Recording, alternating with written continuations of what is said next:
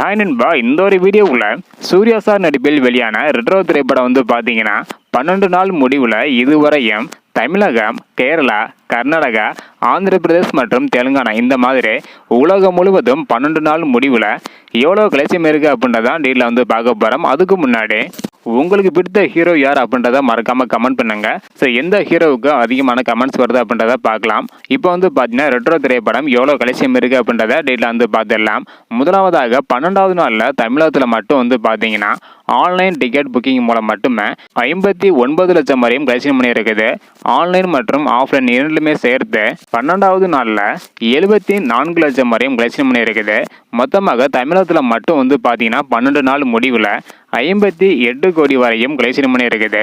இதனை தொடர்ந்து ஆந்திர பிரதேஷ் மற்றும் தெலுங்கானாவில் 12 நாள் முடிவில் 8 கோடி வரையும் கலெக்ஷன் பண்ணி இருக்குது. கர்நாடகாவை பொறுத்தவரை 11 கோடி வரையும் கலெக்ஷன் பண்ணி இருக்குது. கேரளாவில் 4 கோடியே 50 லட்சம் வரையும் கலெக்ஷன் பண்ணி இருக்குது. ரெஸ்ட் ஆஃப் இந்தியாவில் 1 கோடியே 50 லட்சம் வரையும் கலெக்ஷன் பண்ணி இருக்குது.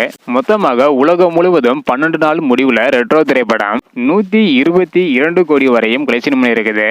65 கோடி பட்ஜெட்டில் எடுக்கப்பட்டுள்ள ரெட்ரோ திரைப்படம் பார்த்தீங்கன்னா 12 நாள் முடிவில் 122 கோடி வரை கலெக்ஷன் பண்ணி இருக்குது.